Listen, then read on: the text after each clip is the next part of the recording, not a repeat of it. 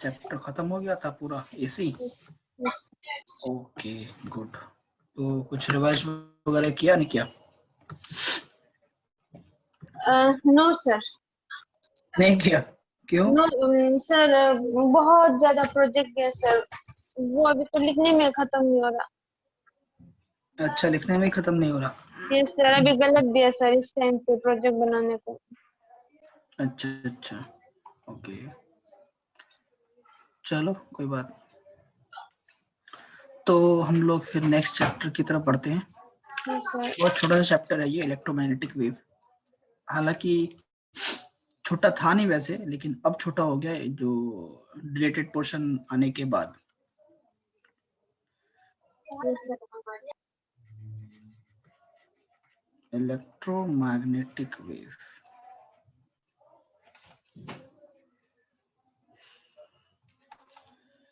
देखो इस चैप्टर में ना 2-3 डेरिवेशन है और प्रॉपर्टीज ऑफ इलेक्ट्रोमैग्नेटिक वेव है, मेनली यही है। इसके अलावा डिस्प्लेसमेंट करंट था, जो थोड़ा बड़ा चैप्टर, बड़ा टॉपिक था, आई मीन उसको 1 घंटे का टॉपिक था, लेकिन वो इस बार सिलेबस से रिलेट हो चुका है, तो इसलिए हमें उस पर फोकस करने की जरूरत नहीं है ना। हम सिर्फ वही पार्ट पढ़ेंगे जो हमारे बोर्ड में आ रहा है। तो बोर्ड में सिर्फ वही आएगा, प्रॉपर्टीज ऑफ इलेक्ट्रोमैग्नेटिक वेव से क्वेश्चंस आते हैं, और 2-3 डिस्प्लेसमेंट है इसमें, खासतौर पे एनर्जी डेंसिटी का क्वेश्चन आता है, या फिर आपके E equal to mc square से क्वेश्चन आता है। तो ये 2-3 सवाल इस तरीके से आते हैं, जब को हम करवा देंगे तो बस वो हो जाएगा। तो ये छोटा चैप्टर है। इसके बाद जो चैप्टर पढ़ेंगे हम लोग, ऑप्टिक्स, वो बड़ा चैप्टर है थोड़ा सा, जिसमें रे ऑप्टिक्स भी हो गया, वेव ऑप्टिक्स भी हो गया, वो थोड़ा कॉम्पिटिटिवली बड़ा है। ये छोटा सा चैप्टर है, ठीक है। ऑप्टिक्स खत्म हो गया तो उसके बाद हमारा कुछ बचा ही नहीं, फिर तो भाई वही सेमीकंडक्टर हो गया, डुअल नेचर हो गया, न्यूक्लियर वो हो सब गया, छोटे चैप्टर से सर, बहुत छोटे बहुत छोटे। Okay sir. न्यूक्लियर वगैरह तो मैं 1 दिन में खत्म कर दूंगा, डुअल नेचर 1 से 2 दिन में, सेमीकंडक्टर भी 2 दिन में खत्म, बस छुट्टी। चलो इलेक्ट्रोमैग्नेटिक वेव, बेटा सबसे पहले बात हमें समझने की जरूरत है, ये इलेक्ट्रोमैग्नेटिक स्पेक्ट्रम या इलेक्ट्रोमैग्नेटिक वेव कहते किसको है? What do you mean by electromagnetic wave? देखो असल में क्या था कि शुरुआत के टाइम पे वेव, अलग अलग वेव से अंडरस्टैंडिंग थी कि ट्रांसवर्स वेव है, कुछ लॉन्गिट्यूडनल वेव है, और कुछ अलग अलग प्रकार के वेव हैं। एक्स रेज हैं, कुछ गामा रेज हैं, कुछ बीटा रेज हैं, कुछ अल्ट्रावायलेट रेज हैं जो सन से निकलती हैं, है ना। तो अनेक प्रकार के वेव अलग अलग कैटेगराइज था, ठीक है। वेव का एक नेचर था कि वेव का मतलब ये है कि ऑसिलेशन ऑफ द पार्टिकल, है ना। जब पार्टिकल्स, आपने क्लास 11 में पढ़ा है ना, वेव पूरा एक चैप्टर था आपका। हाँ, ऑसिलेशन चैप्टर का नाम होगा, तो उसमें आपने पढ़ा होगा कि वेव का मतलब ऑसिलेशन। अगर कोई पार्टिकल ऑसिलेट करती है मतलब कि वो वेव बना रहा है। अगर कोई पार्टिकल है जो इस तरीके से ऑसिलेट कर रही है मतलब कि ये वेव बना रहा है। अगर मान लो एक स्ट्रिंग को 2 दीवारों के बीच में एकदम टाइटली इसको बांध दो, एकदम टाइट, और मान लो इस बीच में कहीं पे भी अगर तुम इस स्ट्रिंग को नीचे की तरफ पुल करोगे तो क्या होगा? तो string will form ripples and something like this, ऐसा कुछ होगा। तो ये, हाँ, ये जो ऑसिलेशन मिला, ये जो वाइब्रेशन मिला, ये क्या है? इसमें कौन चीज दौड़ रही है, क्या दौड़ रहा है? तो आपने स्ट्रिंग के पार्टिकल्स को डिस्प्लेस किया तो स्ट्रिंग में एक वेव बनी, और इस वेव को हम लोग ऑसिलेशन कहते हैं। और इसमें सवाल ये पूछते हैं कि इसमें क्या चीज दौड़ती है, तो जवाब क्या है? एनर्जी दौड़ती है। वेव के फॉर्म में क्या दौड़ती? पार्टिकल्स तो डिस्प्लेस नहीं होते ना बेटा, पार्टिकल्स अपने जगह पे मूव करते हैं। Yes sir. और स्टिल अपने जगह पे हो जाते हैं, चाहे वर्टिकल मूवमेंट करे या हॉरिजॉन्टल मूवमेंट करे। अगर हॉरिजॉन्टल मूवमेंट है तो पार्टिकल यूं गया और यूं आया, अपनी जगह पे वापस हो गया। अगर लॉन्गिट्यूडनल वेव है तो particles parallel to direction of propagation propagate vibrate करते हैं। जैसे साउंड वेव की बात करेंगे अब, अगर हम साउंड वेव करेंगे तो साउंड जो, जैसे मैं बोल रहा हूं तो जो मेरे मुंह से साउंड एनर्जी निकल रही है वो साउंड एनर्जी पार्टिकल्स को हिट करती Yes, है sir. और पार्टिकल्स लॉन्गिट्यूडनली वाइब्रेट करते हैं, हॉरिजॉन्टली वाइब्रेट करते हैं, इस तरीके से आगे जाते हैं, पीछे आते हैं, आगे जाते हैं, पीछे आते हैं। टू एंड फ्रो मोशन कहते हैं इसको, क्या कहते हैं, to and fro, to and fro motion. और इसी डायरेक्शन में साउंड प्रोपेगेट भी करती है। तो कहेंगे कि जब पार्टिकल्स का vibration parallel to direction of propagation हो तो ऐसे वेव को हम लोग कहते हैं लॉन्गिट्यूडनल वेव। कौन सा वेव कहते हैं? Longitudinal wave. Longitudinal wave. Okay, sir. या कई बार इसको मैकेनिकल वेव भी कहते हैं, ठीक। और हाँ कुछ जी, sir. पार्टिकल्स, कई बार ऐसा वेव बनता है कि पार्टिकल्स वर्टिकली वाइब्रेट करते हैं, ऊपर नीचे वाइब्रेट करते हैं। Yes, sir.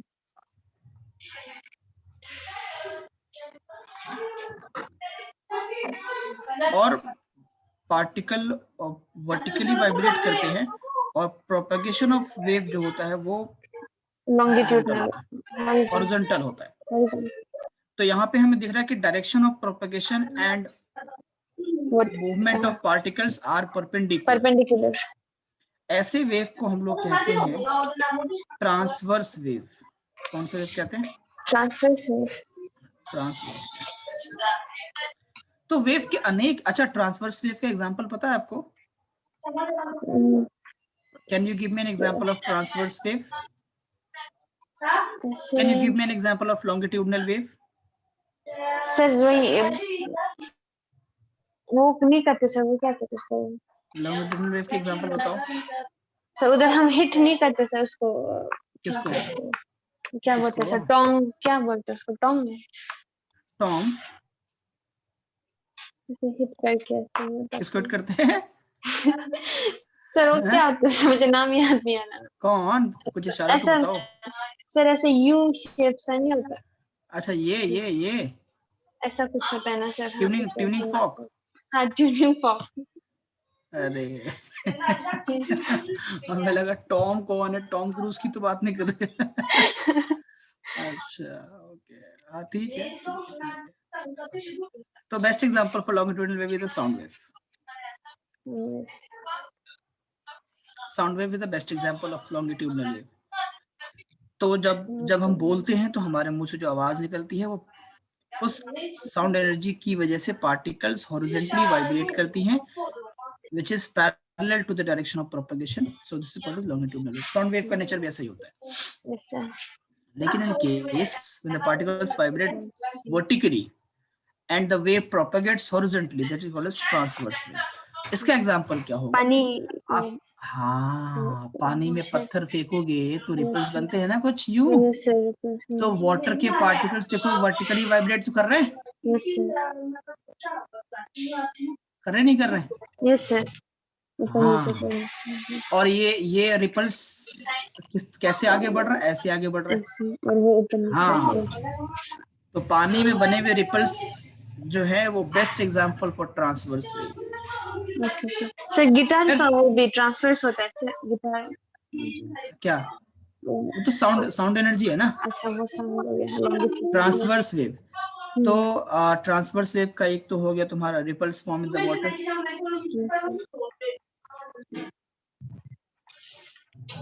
and also light wave is also transverse wave.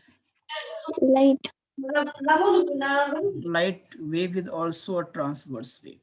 Sir फिर वो वेव्स इलेक्ट्रोमैग्नेटिक वेव आएंगे उसके ऊपर। इलेक्ट्रोमैग्नेटिक की भी हम चर्चा नहीं कर रहे अभी, तो सुनो तो सही पहले। तो इस तरीके से रेज या वेव्स अलग अलग फॉर्म में कैटेगराइज थी। अब सवाल ये उठता है कि लाइट वेव की अगर हमने बात की तो लाइट वेव को हम देखते हैं कि जो सन से अर्थ तक रेस पहुंचती हैं, हमें पता ना कि light has a dual nature, बात तो पता है। तो सन के फॉर्म में सन से अर्थ तक जो वेव्स पहुंचती हैं, लाइट वेव्स पहुंचती हैं, इस पूरे ड्यूरेशन में, पूरे जर्नी में देखोगे तो कई बहुत बड़ा एक मेजर हिस्सा है जो जहां पे वेव जो होती है वो वैक्यूम में प्रोपेगेट करती होती है, वैक्यूम में प्रोपेगेट करती होती है। तो अब प्रश्न ये खड़ा होता है कि अगर पार्टिकल्स के परपेंडिकुलर वाइब्रेशन की वजह से पार्टिकल्स के परपेंडिकुलर वाइब्रेशन की वजह से लाइट वेव एक ट्रांसवर्स वेव बना। अब जब वैक्यूम में लाइट के प्रोपगेशन को देखते हैं तो वहां पे तो पार्टिकल्स ही नहीं है, तो क्या सवाल ही पैदा नहीं होता परपेंडिकुलर वाइब्रेशन या हॉरिजॉन्टल वाइब्रेशन, है ना।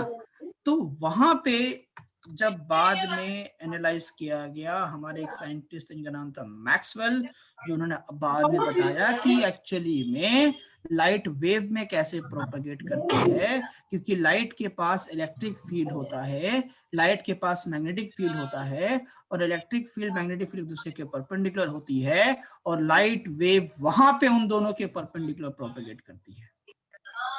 तो इलेक्ट्रोमैग्नेटिक वेव, इलेक्ट्रोमैग्नेटिक का जो कॉन्सेप्ट है वो वहां से आया, उस मैक्सवेल इलेक्ट्रोमैग्नेटिक वेव थ्योरी के बाद। ये बात समझ, पहले कहानी इस तरीके से बाइफरकेटेड थी, ठीक है। इलेक्ट्रोमैग्नेटिक वेव का मतलब क्लियर है कि एक ऐसी वेव जिसमें इलेक्ट्रिक फील्ड हो, मैग्नेटिक फील्ड हो, एक दूसरे के परपेंडिकुलर हो, और वेव उन दोनों के परपेंडिकुलर प्रोपगेट करे, उसको इलेक्ट्रोमैग्नेटिक वेव कहते हैं।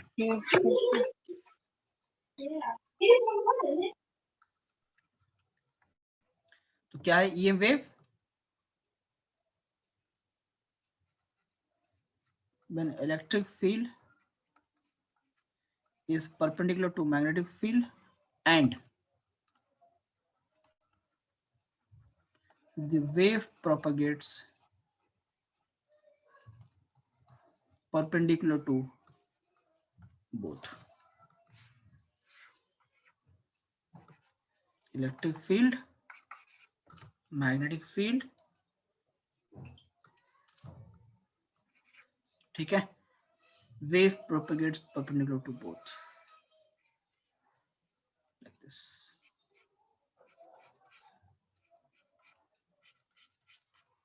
ठीक है, कई बार लोग इसको ऐसे भी बनाते हैं, किताबों में देखो वो बना रहेगा।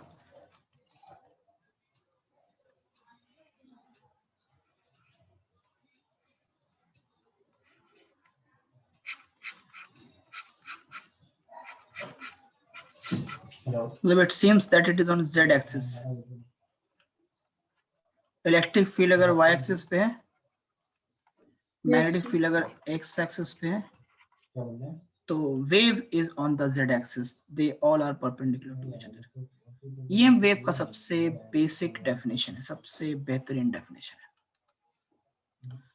ऐसा कुछ इंट्रोडक्टरी पार्ट है, इससे कुछ सवाल वाला आता नहीं, हम सवाल पे सीधा फोकस करेंगे, ठीक। एक चीज बहुत समझनी जरूरी है, वो है इलेक्ट्रोमैग्नेटिक वेव स्पेक्ट्रम।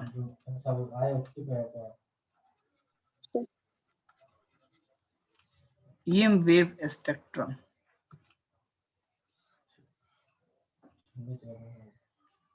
ठीक है। देखो, जब ईएम वेव का कॉन्सेप्ट आया तो बाकी सारे वेव को एनालाइज किया गया, जितनी वेव्स हमारे पास पहले से थी, और जो भी ईएम वेव के डेफिनेशन पे फिट पाया गया उन सबको ईएम वेव के स्पेक्ट्रम में डाल दिया गया, ठीक। जिसमें कुछ वेव्स को हम लोग कहते हैं रेडियो वेव,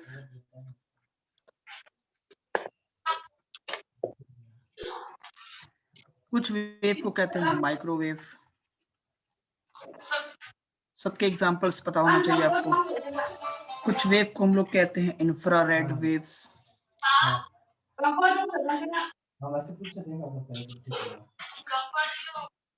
इसको हटाओ, ठीक है। कुछ वेव को हम लोग कहते हैं विजिबल स्पेक्ट्रम या विजिबल रेज। कुछ वेव को कहते हैं हम लोग यूवी रेज। कुछ वेव को कहते हैं हम लोग एक्स रेज।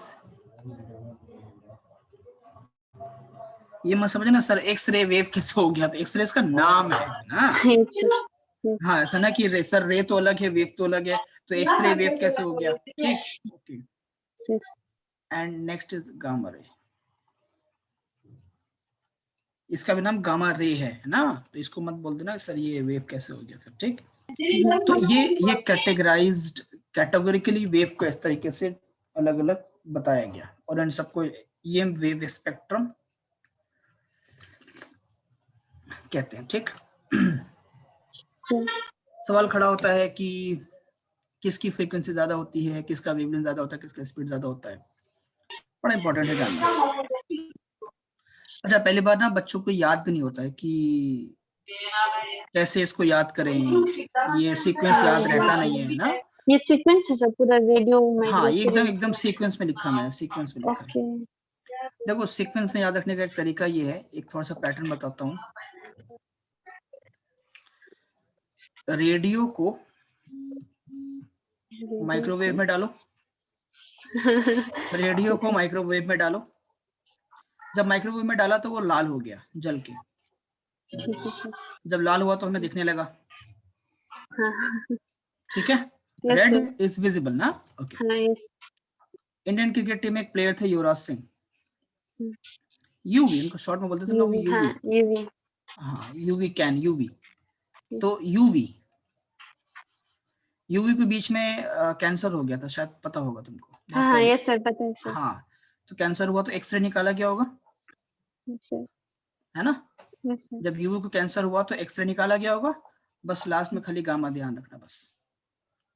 तो रेडियो को माइक्रोवेव में डाला, रेड हुआ, विजिबल हुआ, यूवी को एक्सरे निकाला गया, एंड दैट लास्ट वाला खाली गामा बस याद रखना, दैट्स इट।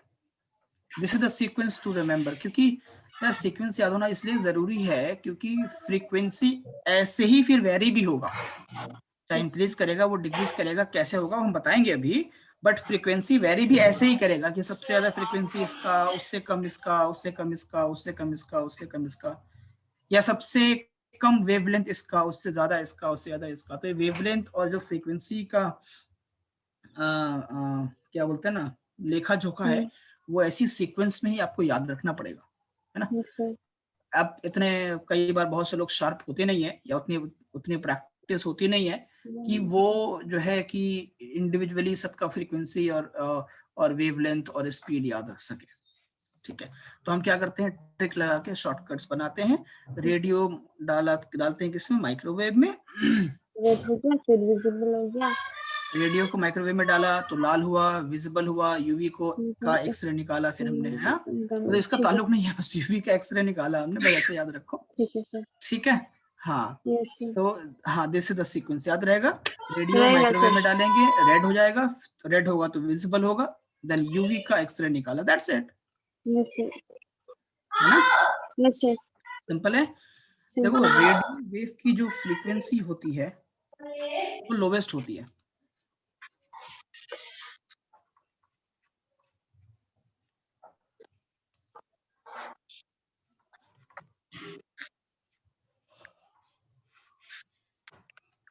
रेडियो वेव की फ्रीक्वेंसी जो होती है वो लोवेस्ट होती है, और गामा रेस की फ्रीक्वेंसी जो होती है वो मैक्सिमम होती है।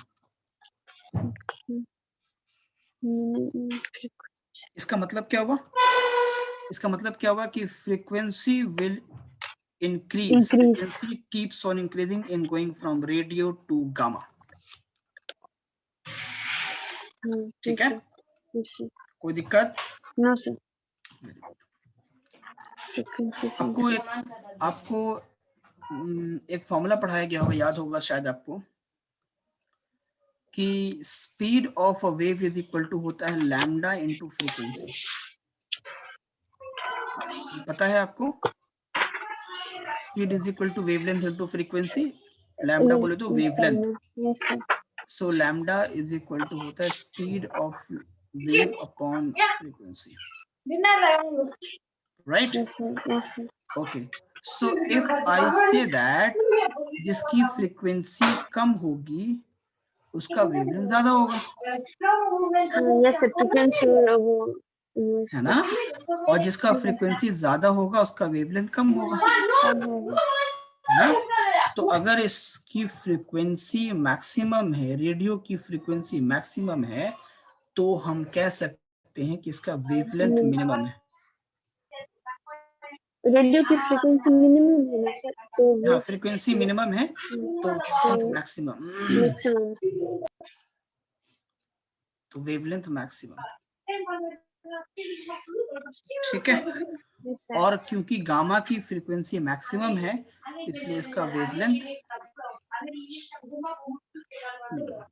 याद रहेगा। Sir very good. आपने ये भी पढ़ा होगा कि विजिबल स्पेक्ट्रम फिर 7 हिस्सों में टूटता है, जिसको हम लोग क्या कहते हैं? विबग्योर। नहीं आता ना?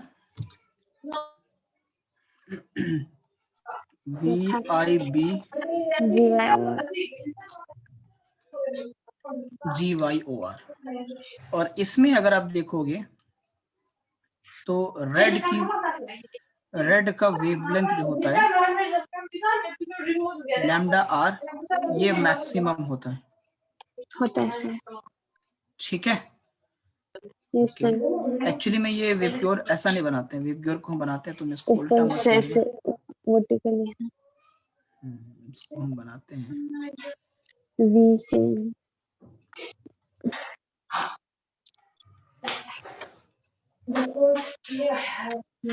ऐसा बनाते हैं, ठीक है। इसमें रेड का जो वेवलेंथ है वो होता है मैक्सिमम, तो वॉयलेट का जो वेवलेंथ होगा वो क्या होगा? Minimum.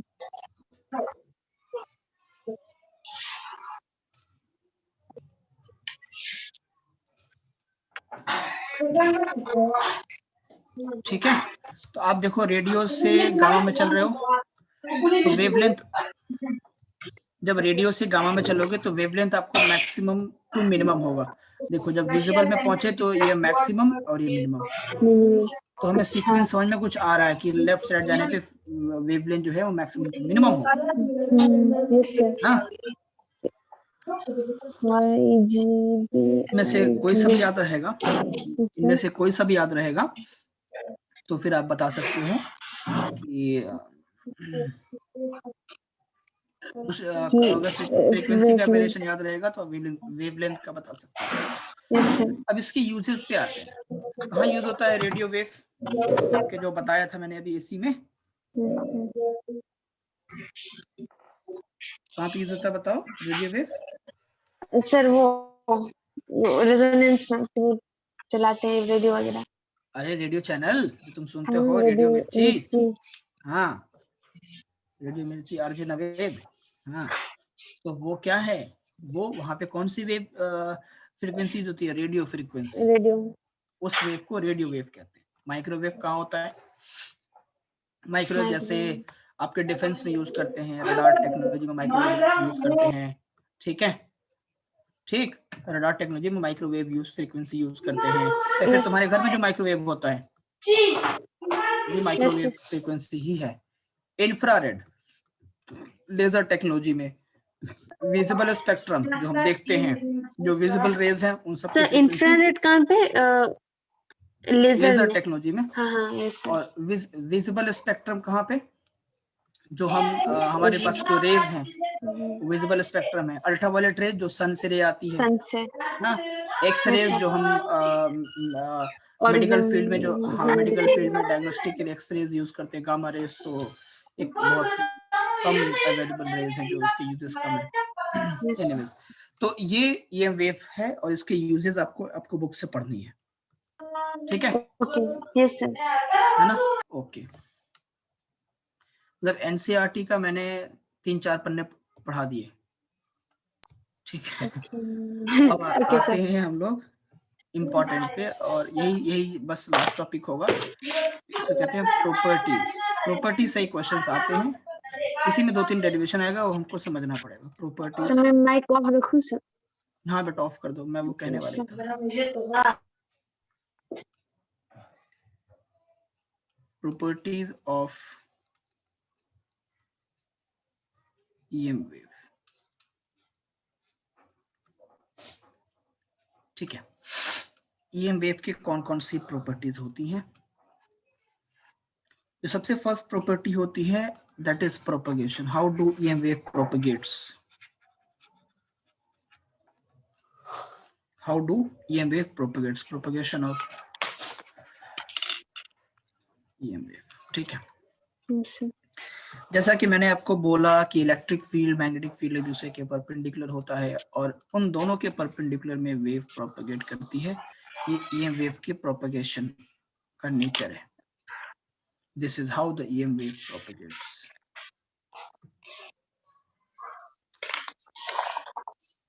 Electric field, magnetic field एक दूसरे के परपेंडिकुलर, और इनके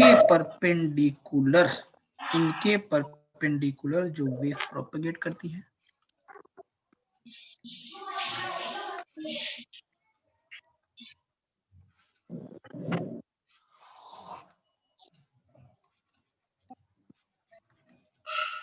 एकदम परपेंडिकुलर।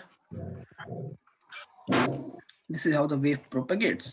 या फिर ये भी हो सकता है like this.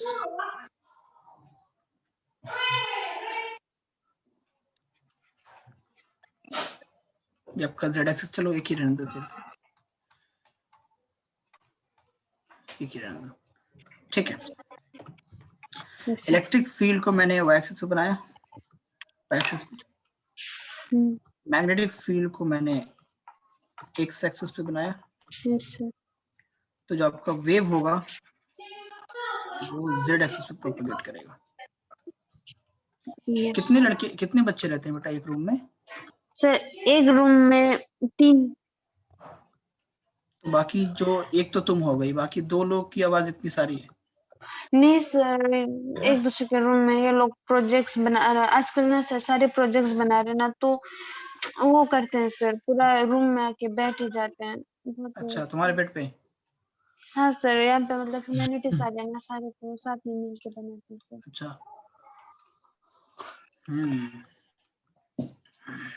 तो स्टडी रूम में चले जाया करो। सर ऐसा प्रॉपर स्टडी रूम है नहीं, पहले था, वो भी वहाँ पे जाने नहीं देते सर। अच्छा, ठीक है। एनीवेज चलो, तो this is how the EM wave propagates.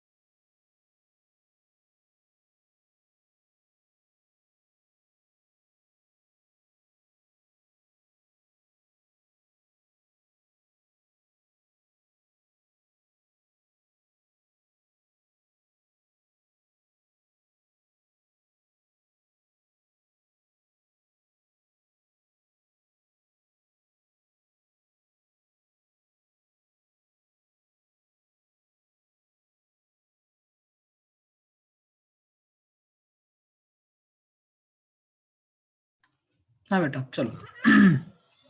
तो ये फर्स्ट प्रॉपर्टी हो गया। सेकंड प्रॉपर्टी देखो,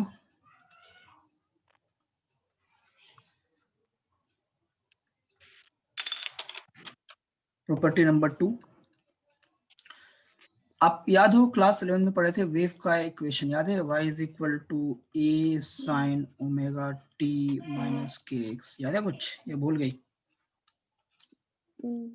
ये तो याद होगा आपका वेव का इक्वेशन, ठीक है। यहाँ पे e जो था तुम्हारा एम्पलीट्यूड है, ये क्या है? एप्पल नहीं है, एम्पलीट्यूड है ना?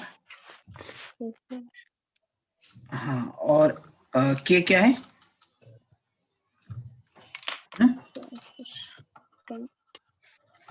काइट। हाँ, वेव वेक्टर है, और k इक्वल टू क्या होता है? 2 पाई अपॉन लैम्डा। सब तो वेव में पढ़ा था ना? Yes, sir. हाँ, और y क्या है? Please. Displacement of the wave. Yes, sir. इसी तर्क पे, क्योंकि यहाँ भी हमारा जो वेव है वो इलेक्ट्रिक फील्ड मैग्नेटिक फील्ड में प्रोपेगेट कर रहा है, तो इसी तर्क पे हम इलेक्ट्रिक फील्ड का एक्सप्रेशन भी लिख सकते हैं सिमिलरली।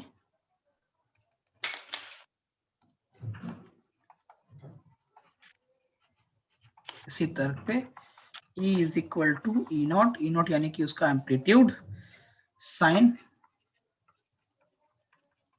ओमेगा टी माइनस के एक्स। इलेक्ट्रिक फील्ड तो वेक्टर क्वांटिटी है, तो vector E is equal to electric field कौन से एक्सिस पे, वाई एक्सिस पे है ना, Yes, तो sir. J cap. Okay. Not. ठीक है, Yes, sir. And vector B यानी magnetic field equal to B not sine omega T minus के एक्स आई कैप। ठीक है, हाँ जी सर. इलेक्ट्रिक फील्ड आ गया, मैग्नेटिक फील्ड आ गया। ओके, ई नॉट और बी नॉट क्या है भाई? ई नॉट और बी नॉट क्या है? इलेक्ट्रिक फील्ड और मैग्नेटिक. पीक वैल्यू ऑफ हाँ मतलब peak electric field and magnetic field. Electric. ठीक, कोई दिक्कत? No sir. और हमें ये भी पता होता है कि I R M S is equal to होता है I naught upon root two. पढ़ा था ना इसी में, आई पढ़ा था सर. V R M S equal to क्या होगा? V not upon root two. Root two. इसी तर्क पे E R M S electric field की आर एम एस वैल्यू क्या होगी? E not upon root V two. Not upon root two. And V R M S magnetic field की R M S value V not upon root two. V not upon root two. होगा नहीं होगा? होगा sir. Compare करके लिख रहे हैं। ठीक, ठीक सर. ओके। अच्छा, ओमेगा क्या है बेटा यहाँ पे? एंगल. हाँ, ओमेगा क्या है? एंगुलर. क्या? Angular velocity. Omega equal to क्या होता है? 2 पाई बोलो, हैं? क्या था सर? 2 pi F. अच्छा. तुम पिटना चाहती हो क्या? No sir. 2 पाई एफ होता है ना ओमेगा इक्वल टू। अभी एसी अभी ना खत्म किया। हाँ यस सर. याद है तुमको पढ़ाया था एक्सएल इज इक्वल टू होता है ओमेगा इनटू एल, और ओमेगा होता है 2 पाई एफ, तो एफ होता था. Pi F L. नहीं बोली सर. नहीं सच्ची. So sad, no sir. So sad. अच्छा, मैं ओमेगा का और एक फॉर्मूला बताओ। ओमेगा का अगर मैं फ्रीक्वेंसी हटाऊंगा तो क्या करूंगा? ओमेगा का फॉर्मूला देखो सर पीछे. क्या देखना है तुमको, बताओ इसमें क्या देखना है? 2 पाई एफ एल था. 2 पाई अपॉन टी। फ्रीक्वेंसी हटाऊंगा तो 1 अपॉन टी लिखूंगा ना। Yes sir. 2 pi upon T नहीं होगा? Hey so sad of you. Third property,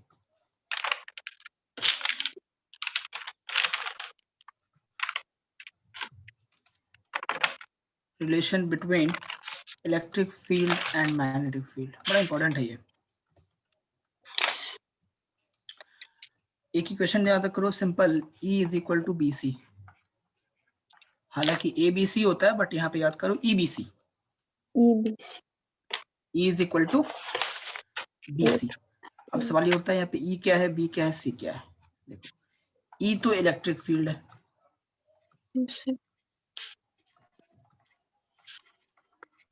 B magnetic field है, और C कैपेसिटर। अरे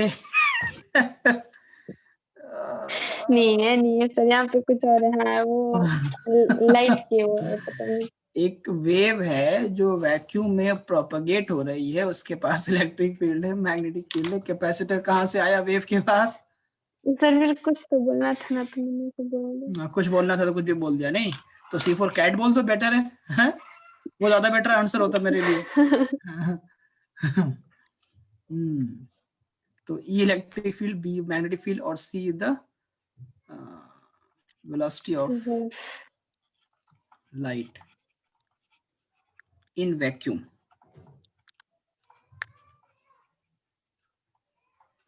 नहीं पढ़ा है? सी इज, क्लास 10 में पढ़ाया था, mu is equal to C yes upon sir, V, पढ़ाया गया था आपको। यस सर, रिफ्रैक्टिव लाइट की स्पीड, हाँ yes sir. Refractive index equal to speed of light in air upon speed of light in medium. तो C क्या था? C the speed of light in air. Speed of light in air को specifically, सिर्फ speed of light in air को, और किसी medium के लिए नहीं, only for speed of light in air we use the term c C, to represent velocity of light in vacuum या air। यस सर, तो जब आइंस्टाइन इक्वेशन पढ़ते थे, E equal to mc square, inch square, तो यहाँ पे c क्या है? कैपेसिटर ना, नहीं sir, speed of light, speed of light in vacuum. Vacuum. हाँ, चलो next property, electromagnetic wave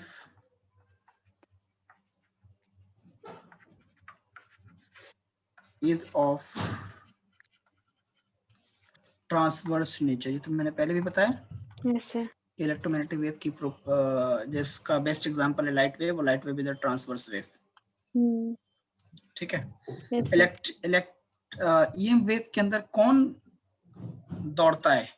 particle, यानी कि पार्टिकल्स दौड़ते हैं या एनर्जी दौड़ती है?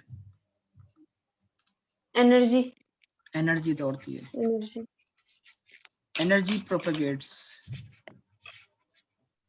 एक जगह से दूसरी जगह पार्टिकल तो नहीं पहुंचता ना बेटा। नो जैसे सर, मान लो फॉर वो तो एग्जांपल, वाइब्रेट ही, मैंने, हाँ पार्ट, जैसे मान लो यहाँ से मैंने इसको ऐसा बांध दिया, अब जब इसको पुश करूंगा नीचे की तरफ, ऐसे नीचे की तरफ, तो ये कुछ ऐसी शक्ल ले लेगा, ऐसा कुछ शक्ल ले लेगा, है ना। तो अब जो पार्टिकल मान लो यहाँ पे था, या जो पार्टिकल यहाँ पे था, वो यहाँ पे था, वो यहाँ पे आ गया, वो तो अपने जगह पे ही है ना। तुमने रस्सी को यहाँ से हिट किया, अब यहाँ वाला रस्सी का जो पार्टिकल है, स्ट्रिंग का पार्टिकल है, वो तो अपनी जगह पे ही ऊपर नीचे आएगा।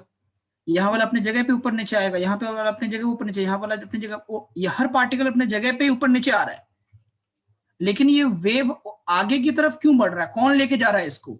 तो जो आपने एनर्जी दी उस पार्टिकल, स्ट्रिंग के पार्टिकल को, वही उस एनर्जी से पार्टिकल वाइब्रेट हुआ और फिर वो दूसरे पार्टिकल तक गया, और वही एनर्जी आगे तक फ्लो करती है। हम बोलते हैं when we speak, sound reaches the destination, how it propagates in between. जो मैंने बोला, मेरे बोलने से जो एनर्जी निकली, yes, वो एनर्जी मीडियम के अंदर पार्टिकल्स के थ्रू वाइब्रेट होते हुए डेस्टिनेशन तक रीच करती है। yes, sir. मैं तेज बोलूंगा तो आवाज तेज सुनाई देगी तुमको, तुम्हारे पास तो खैर अलग फिनोमिना है, क्योंकि मैं तो जो हम लोग पढ़ रहे हैं वो इंटरनेट के थ्रू है ना। yes, sir. ठीक है। जैसे मैं किसी को बोल रहा हूँ सामने से, ठीक है, तो वहां पे कैसे एनर्जी प्रोपेगेट होगी?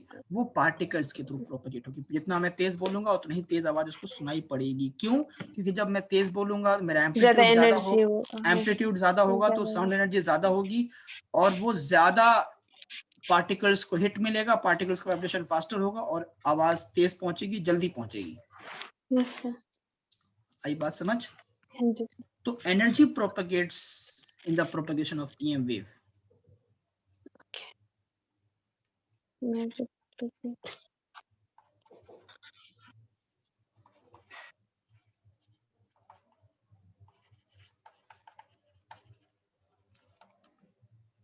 ठीक है।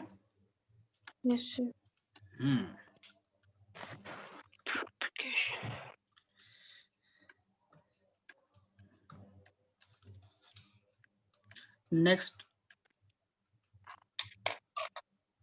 Momentum and pressure.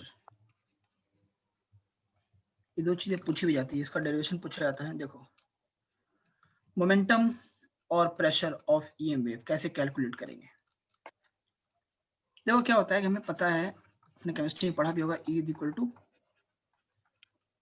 mc square, photo electric effect, Einstein का थ्योरी था ये, है ना। Yes, sir. क्या इसको ऐसा लिख सकते हैं बेटा, E is equal to mc square को m इंटू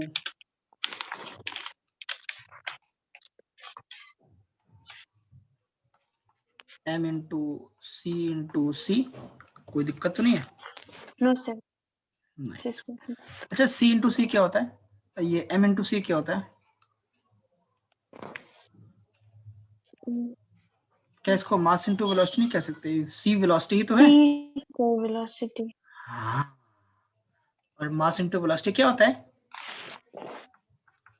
अरे बोलो ना, और momentum. momentum. Mass into velocity momentum नहीं होता। हाँ, होता है सैड, वेरी सैड। नहीं सर, P तो याद था, वो नाम याद नहीं आ रहा था मुझे। ये तो मोमेंटम,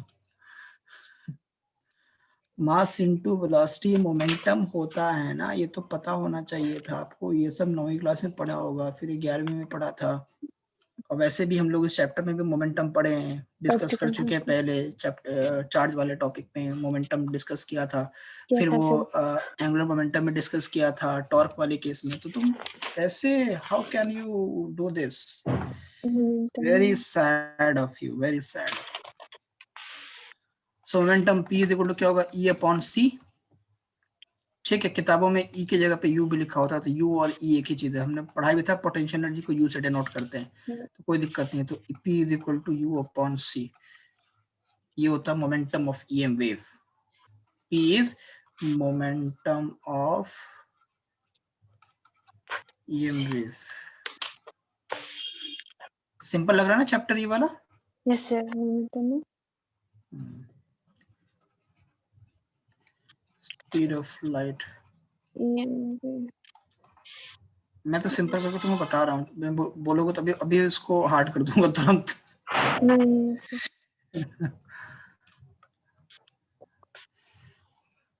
क्योंकि जो क्वेश्चंस आते हैं बस वही बता रहा हूँ मैं, उसके अलावा बता ही नहीं रहा कुछ भी। जल्दी से खत्म कर दे तुम्हारा सिलेबस, तो फिर हम भी फ्री, तुम भी फ्री, फिर रिवीजन भी कर लेंगे अगर मौका मिला तो। चलो,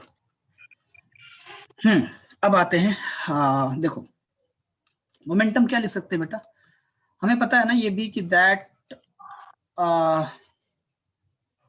फोर्स इज इक्वल टू क्या होता है, F इज इक्वल टू क्या होता है, momentum, change in momentum upon T, यानी कि F इंटू टी को हम लोग कह सकते हैं मोमेंटम। P कह सकते हैं। कोई दिक्कत तो नहीं है? No no sir. हाँ, बस वही चीज यूज कर लेंगे नाउ। मोमेंटम इक्वल टू होता है U अपॉन सी, मोमेंटम की जगह पे F इंटू टी लिख सकते हैं, इक्वल टू U अपॉन सी। कोई दिक्कत नहीं होना चाहिए। तो यहाँ से F इक्वल टू क्या लिखोगे, F equal to U upon C into T. ठीक, ओके। हाँ, अब दोनों एंड पे एरिया से डिवाइड कर दो, यहाँ भी कर दो, यहाँ भी कर दो।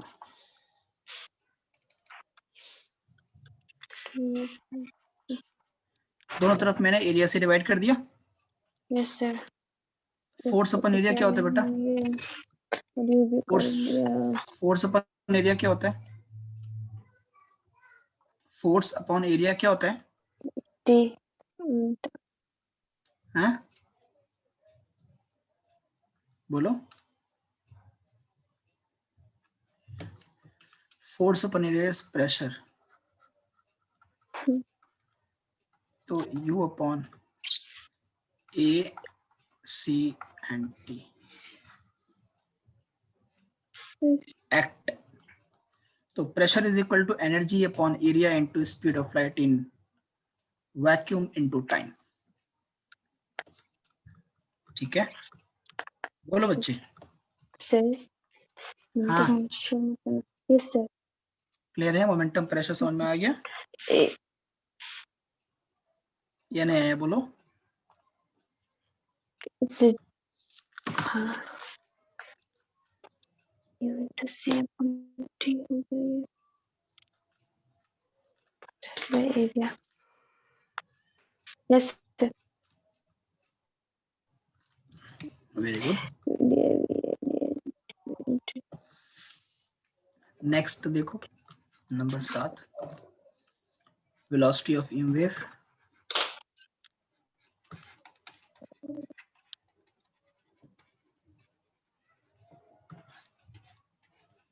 Velocity of EM wave.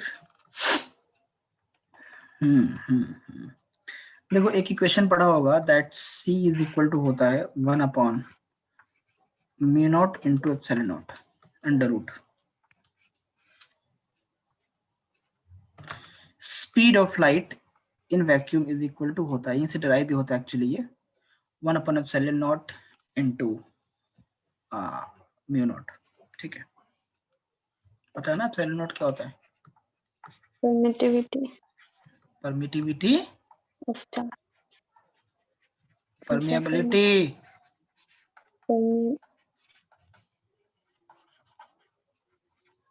so sad of you, just so sir sad। E not permittivity नहीं होता? वो तो ई नॉट होता है ना, मैंने म्यू नॉट पूछा ना आपसे। अच्छा, permeability. permeability of free space and that is equal to 4 pi into 10 to the power minus 7 Tesla meter per ampere। और एप्सिलॉन नॉट क्या होता है? It is permittivity. Epsilon not use होता है चार्ज में, इलेक्ट्रोस्टैटिक्स में फॉर फ्री स्पेस, और mu not use होता है मैग्नेटिक फील्ड में। and this is 8.85 into 10 to the power minus 12 unit बोलो, कूलम स्क्वायर पर न्यूटन मीटर स्क्वायर, 7 है ना?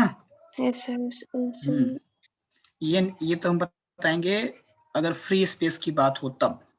ये हो गया फ्री स्पेस के लिए, ये हो गया फ्री स्पेस के लिए।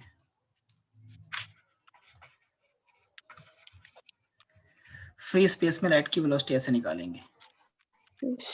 अगर फ्री स्पेस नहीं हो, किसी मीडियम की बात कर रहे हैं, तब क्या करेंगे?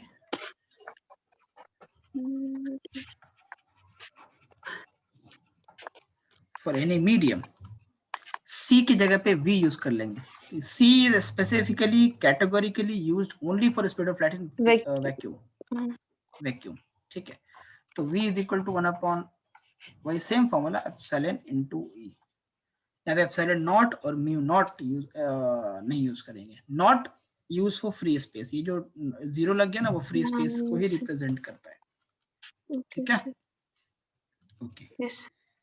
हाँ, मान लेते हैं कि ये आपका इक्वेशन 1 है और ये आपका इक्वेशन 2 है।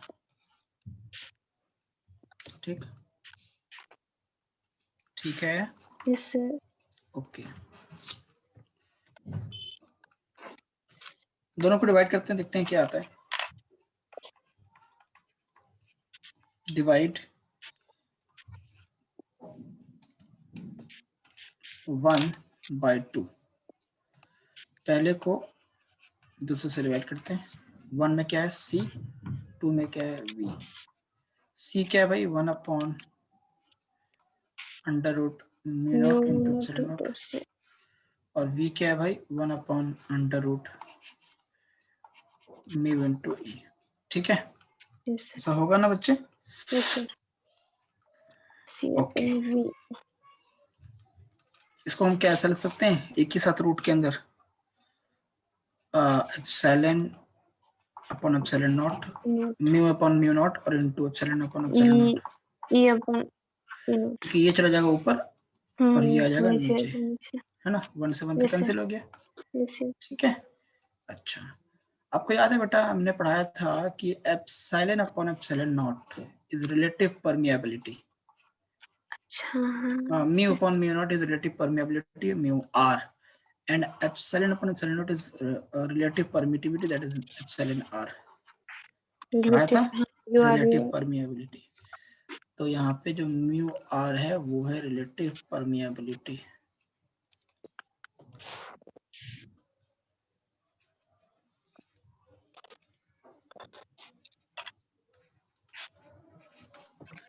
और एप्सिलॉन आर है यहाँ पे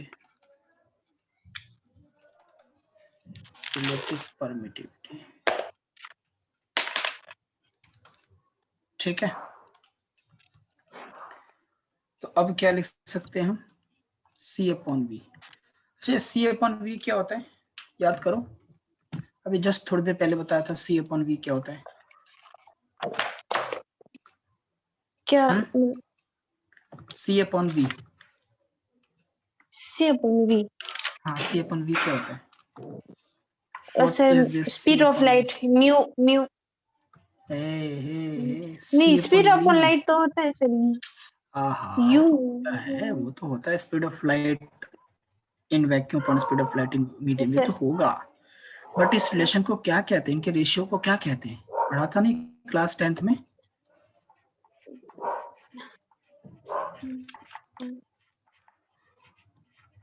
रिफ्रैक्टिव इंडेक्स। हाँ, mu is equal to C upon V नहीं होता है? ये किताब में कई बार n भी यूज करते हैं, आपके बुक में कई बार n भी यूज करते हैं।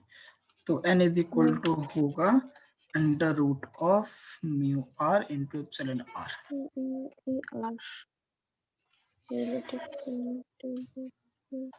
ये n क्या है, रिफ्रैक्टिव इंडेक्स। कई बार इसके जगह पे कई बार लोग म्यू भी यूज करते हैं, तो म्यू और एप्सिलॉन एक ही चीज है।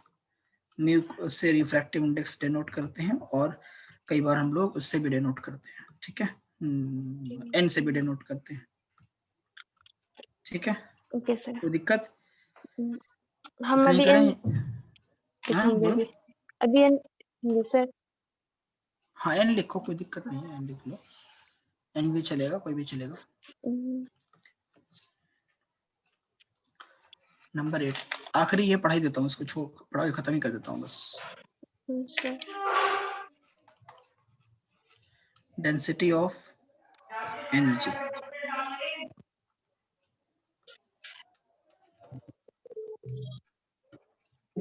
ईएमएफ की डेंसिटी कितनी होती है? देखो एक चीज याद रखो, density of net density of EMF is equal to density of electric field plus density of magnetic field,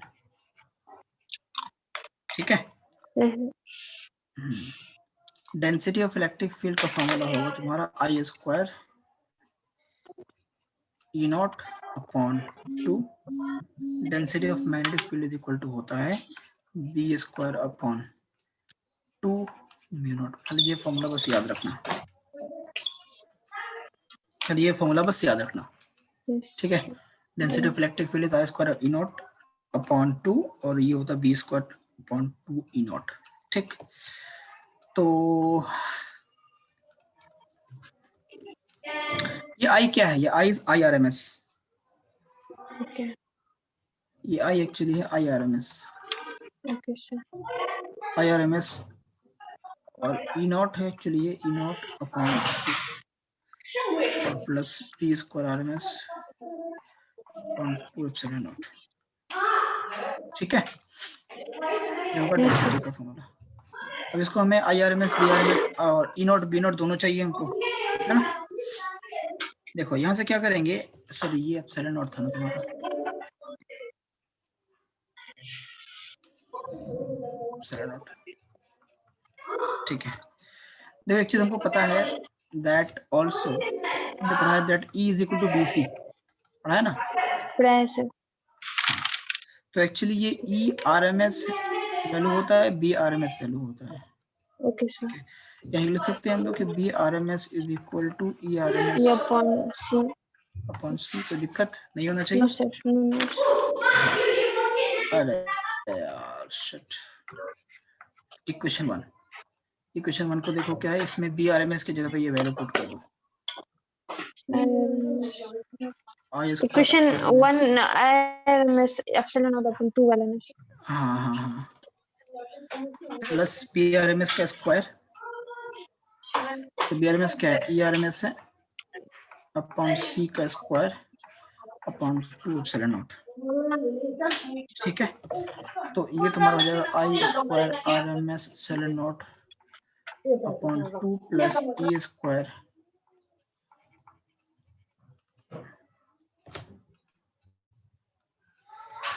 यार मैं IRMS क्यों कब से यूज कर रहा है भाई? शिट, मैं भी सोचा यार करंट का मैं IRMS वाला क्यों यूज कर रहा हूँ. Sorry. My bad. Square E square RMS. ERMS ना ERMS. ठीक है. E square RMS upon C square into 2 mu not. ठीक है, कोई दिक्कत? अब ये C की वैल्यू को यहाँ से पुट कर दो. यहाँ पे C की वैल्यू तुम्हें पता ही है हमको, दैट C इक्वल टू होता है अंडर रूट 1 अपॉन, इफ ऐसे लिखो 1 upon under root mu not into epsilon naught, and C square is equal to 1 upon mu not into epsilon naught. ये हो जाएगा C स्क्वायर. इसी वैल्यू को यहाँ पुट कर दो, या फिर एक काम करो यहाँ से म्यू नॉट निकालो. Mu naught is equal to 1 upon C square epsilon naught. इसी वैल्यू को यहाँ पुट कर दो. ठीक है,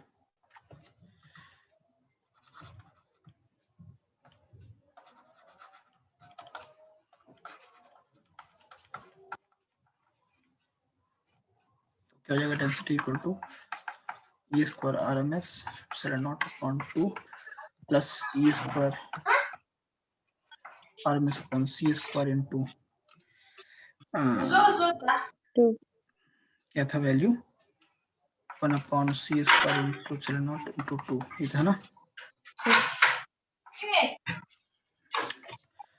क्या जाएगा? E square RMS epsilon not upon 2 plus E square. आ गया सेम. हाँ, तो density of EM wave is equal to होता है 2 ऐड कर दोगे, हाफ हाफ है दोनों ऐड कर दोगे तो सिंपल ये हो जाएगा E square RMS into epsilon naught. ये प्रूफ करने को अक्सर पूछते हैं. Very important relation. ठीक है, पिछला पेज देख लो. तुम नोट कर रही हो या फिर स्क्रीनशॉट ले रही हो? नोट कर रही हूँ सर. हाँ, मुझे भेजना. ठीक है, जैसे पहले भेजा था. सर मिला सर आपको? हाँ, मिल गया था मेरे को. तुमने बहुत कुछ उसमें नोट नहीं किया हुआ, मैंने चेक किया पूरा.